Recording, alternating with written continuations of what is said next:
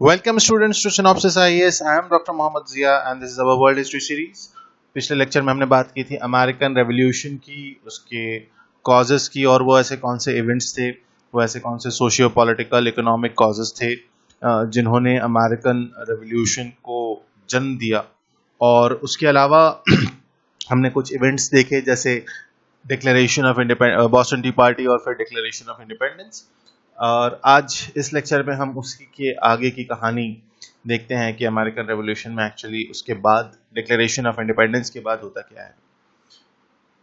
So before we begin that, this is a brief intro about my self.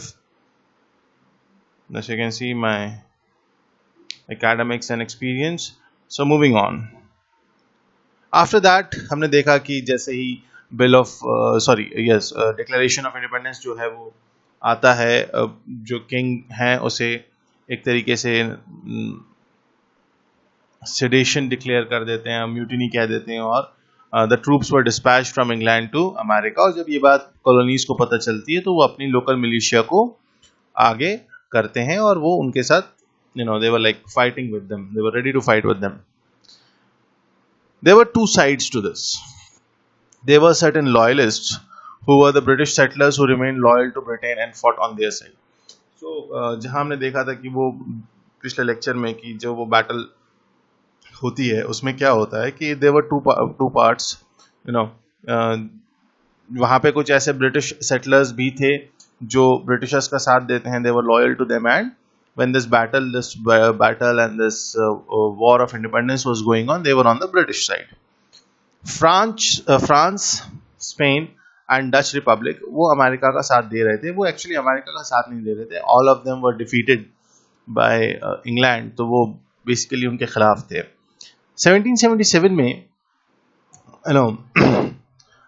Britain try to encircle America by invading Canada, and उन्होंने Canada की तरफ से कोशिश की कि America को एनसर्कल करें, जो नॉर्थ अमेरिका में जो 13 कॉलोनीज थी उन्हें, लेकिन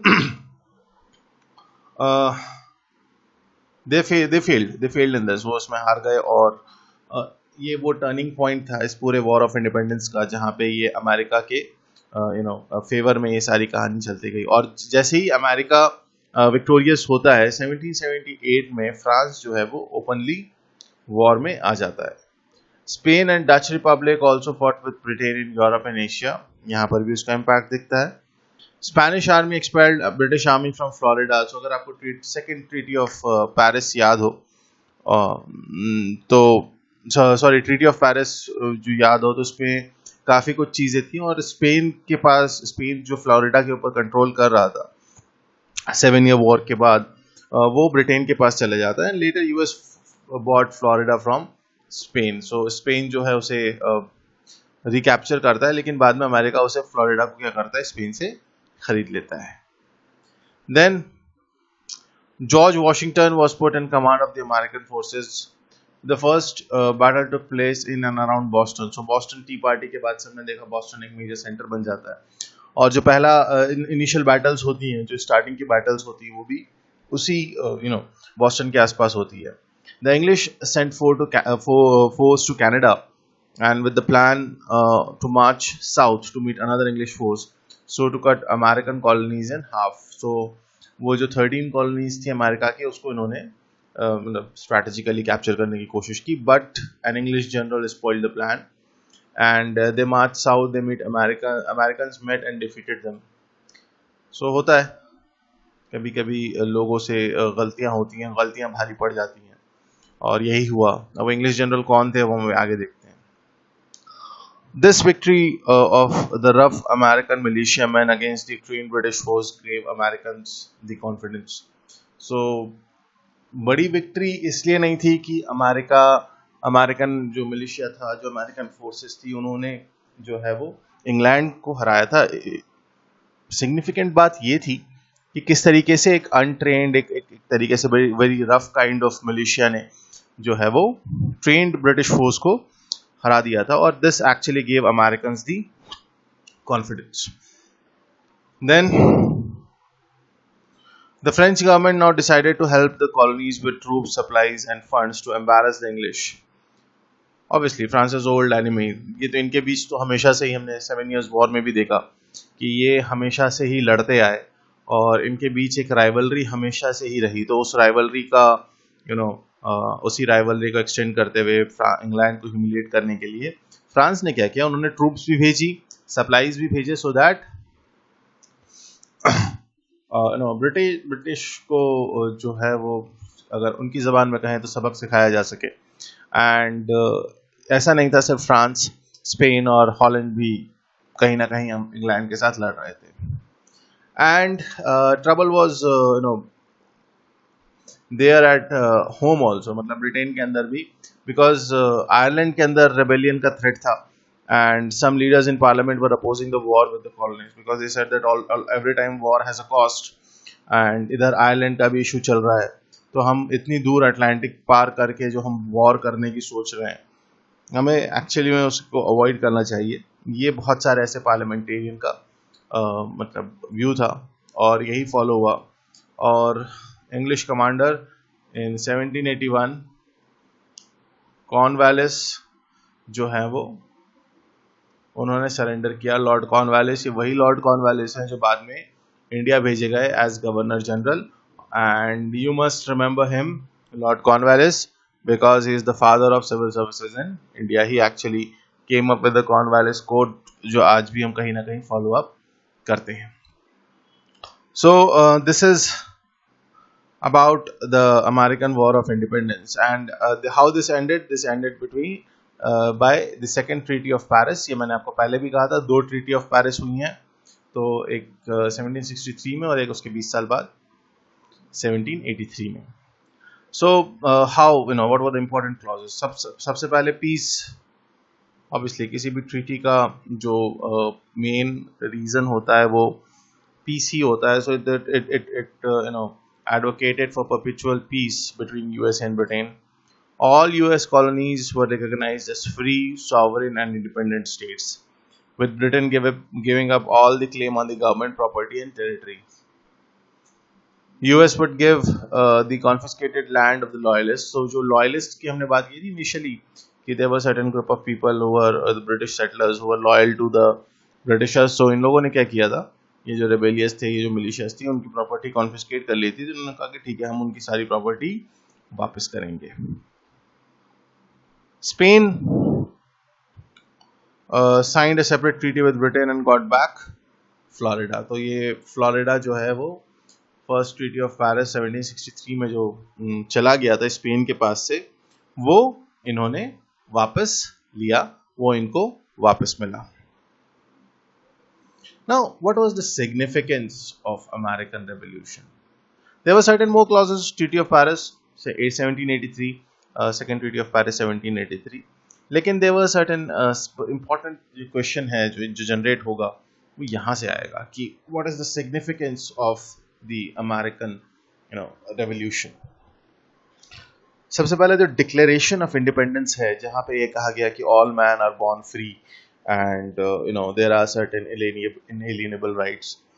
इसने ये जो जैसे हम कहते हैं ना, बाल गंगाधर तिलक ने कहा स्वराज मेरा जन्मसिद्ध अधिकार है and I shall have it, and it actually created, जब आप इंडियन इंडिपेंडेंस मूवमेंट देखते तो कई ऐसे, चाहे गांधी जी के हों, चाहे नेहरू के हों, चाहे भगत सिंह के हों, चाहे तिलक के हों, इन लोगों की जो स्पीचेस होती थी या इनके जो स्लोगन्स होते थे, it actually create a good atmosphere throughout the country. Same happened with this Declaration of Independence. So first of all, this word independence itself was so electrifying that it had that ability to mobilize the whole population first of all. उसके अलावा क्योंकि इसके अंदर बात किस चीज की हो रही थी, इसके अंदर बात हो रही थी that all men are equal, all are born free। कोई किसी का गुलाम नहीं है, कोई किसी का मतलब हर कोई आज़ाद पैदा हुआ है और हर इंसान के कुछ ऐसे राइट्स हैं जिसको हम कहेंगे कि ये these are not this can be infringed under any circumstances। So इन चीजों ने जो एक माहौल बनाया that freedom and independence, and that nationhood was great. Then Lafayette, the French general who fought for the on the side of American Revolutionary, and he soon became the French hero of French Revolution. So हमने एक चीज देखी कि France के जो France ने अपनी troops supply की और फंड्स दिए और सारी चीजें की, वहां से ये रियलाइज हुआ, वहां पे जो लोग जो जनरल्स और जो मिलिट्री ट्रूप्स लड़ रहे थे, वो उन्होंने देखा कि ये एक नई चीज है, लिबर्टी है, और सारी चीज़ों की बात कर रहे हैं, इंडिपेंडेंस की बात कर रहे हैं। ये आज़ादी सिर्फ किसी कॉलोनियल पावर से नहीं थी, आज़ादी इंसान का हक है। उस लिबर्टी को वो उन्होंने, जब अमेरिका से ये लोग वापस लौटे फ्रांस, तो वहाँ पे यहाँ पे जो चीज़ें हुई थी उसको इन्होंने प्रोपगेट किया, और वो फ्रेंच रेवोल्यूशन में बहुत बड़ा एक प्रिकर्सर बनेगा, हम आगे देखेंगे आने वाले वीडियोस में। और ये लोग जब लौटे, जो भी यहाँ पे फ्रेंच ट्रूप्स थी, फ्रेंच जनरल्स थे, फ्रेंच कमांडर्स थे, जब भी फ्रांस लौटे तो दे वर ट्रीटेड लाइक हीरोज, क्योंकि वो इंसान की आज़ादी के लिए लड़ रहे थे। सवाल देखो, डिफरेंस यही था, डिफरेंस ये था कि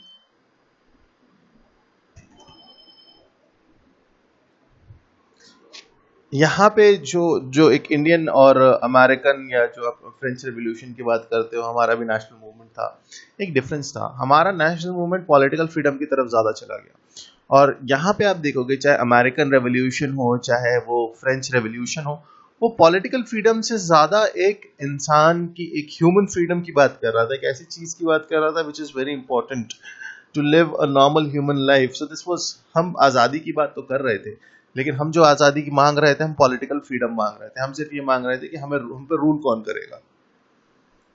इन लोगों ने जो चीज़ की डिमांड की, या जो ये लोग जिस चीज़ के लिए लड़े, वो इंडिविजुअल की फ्रीडम थी, वो उस लिबर्टी के लिए लड़े, that all man are born free, all man are equal, वो उस इक्वालिटी के लिए लड़े। Statue of liberty was not made in America. Statue of liberty जो है वो फ्रांस ने अमेरिका को गिफ्ट किया। उन्होंने कहा कि हमने आपसे आइडिया ऑफ लिबर्टी लिया है, हमने, इसलिए it is a symbol of that. Thomas pen, जिनको भी हमने पिछले वीडियो में देखा था, उन्होंने भी फ्रेंच रेवोल्यूशन का वो हिस्सा थे। और जो स्पेनिश और पोर्चुगीज कॉलोनीज थी south, central and south America में, उनको भी एक मोटिवेशन मिला, और वो भी इंडिपेंडेंस के लिए उन्होंने लड़ना शुरू किया, and obviously they gain their independence. The main achievement of American Revolution was the establishment of a republic. This republic was, however, not truly democratic, क्योंकि अभी भी देखो रिपब्लिक तो बना, Republic means elected head of the state with a fixed tenure. So Republic तो बना, लेकिन आप इसको अगर समझें कि ये ट्रूली डेमोक्रेटिक, रिपब्लिक तो था लेकिन डेमोक्रेटिक नहीं था। क्यों? क्योंकि अभी right to vote was limited. Negroes, most of them who were slaves, American Indians and women had no right to vote. Now this is a criticism that you can bring in. आप इस चीज को criticize कर सकते हो कि this was some drawbacks, that still after fighting for liberty, after saying those great words that all men are born equal and free, and so on and so on and so on, this can be this can be criticized. Election laws in all states favored men of property for many years, but progress towards democracy had begun. So, लेकिन इसका एक constructive criticism अगर हम कहें तो यही हो सकता है कि ठीक है, मान ली बात की लॉज जो थे वो जिनके पास प्रॉपर्टी थी, जो मेन थे, उनको फेवर कर रहा था, लेकिन कहीं ना कहीं डेमोक्रेसी के एक रास्ते पे चलना तो शुरू कर दिया था। In some states, state religion was abolished along with religious qualifications for holding public offices. So religion, वो जो secularism का concept था, वो कहीं ना कहीं implement होने लगा। The most important contribution of American Revolution was its contribution to the ideas of liberty, equality, fundamental rights, nationalism and anti-colonialism. So ये जो लिबर्टी को भी हमने डिस्कस किया, इक्वालिटी की उन्होंने बात की, that all man are born equal and so on. Fundamental rights, yes, वो हमने उन फंडामेंटल राइट्स को कहीं ना कहीं, उसका जो सोर्स है वो अमेरिकन सिस्टम है, हमने वहां से उसे अडॉप्ट किया। नेशनलिज्म, सबसे पहले एक्चुअली उनको ये रिकॉग्नाइज करना कि जब नेशनलिज्म के लिए इम्पॉर्टेंट ये है कि एक नेशन होना, तो सबसे पहले अमेरिकन ने अपने आप को उस कॉलोनियल माइंडसेट से, उस कॉलोनियल एक एक जो उनकी हिस्ट्री थी उससे अपने आप को आज़ाद किया और कहा कि नहीं, हमारा नेशनलिज्म वहाँ है जहाँ हम रह रहे हैं। अनफॉर्चुनेटली अगर आप इंडिया की बात करोगे तो आज भी हम कहीं ना कहीं कॉलोनियल माइंडसेट के साथ जी रहे हैं। अब ये कैसे, ये किसी और क्लास में डिस्कस करेंगे, लेकिन दैट इज ट्रू। आप लोग सोचिएगा, if you feel something you can answer that in comment section, that yes, we are actually in the clutches of those you know colonial ideas and colonial ideologies.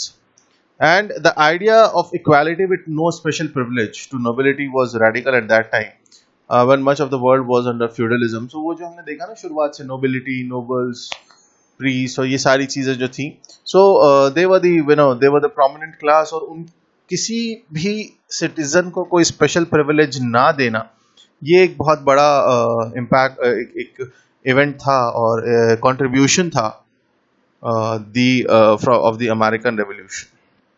Then the change of revolutionary significance came with the Civil War. अब इसके बाद क्या होता है, America में civil war होगा from 1861 to 65, और southern states और नॉर्थ और साउथ स्टेट्स वाली बात होगी.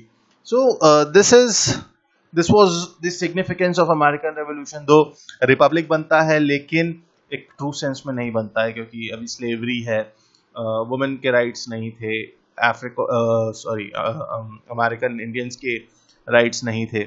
सो अभी ये वाली चीज़ बाकी थी, और इसी राइट्स के लिए अमेरिका में सिविल वॉर होता है 1861 से 1865 तक. ये जो अब्राहम लिंकन थे, ये तब प्रेसिडेंट थे, और उनका एक बहुत बड़ा कंट्रीब्यूशन है अमेरिका को यूनाइट करने में. तो ये भी हमारे कंटेंट सिलेबस का हिस्सा है, ये हम आगे वाले स्लाइड्स में देखेंगे. So I hope you like the video. This was about American Civil War. If you have any doubt, any query, any question, do mention that in comment section. I'll try to reply that. And stay safe. Pandemic time hai, so stay safe, stay healthy. That is more important. So we'll meet in the next lecture, and in the next topic, in the next video, we will talk about the French Revolution. Till then, have a great time at home. Stay safe, stay healthy. Thank you so much.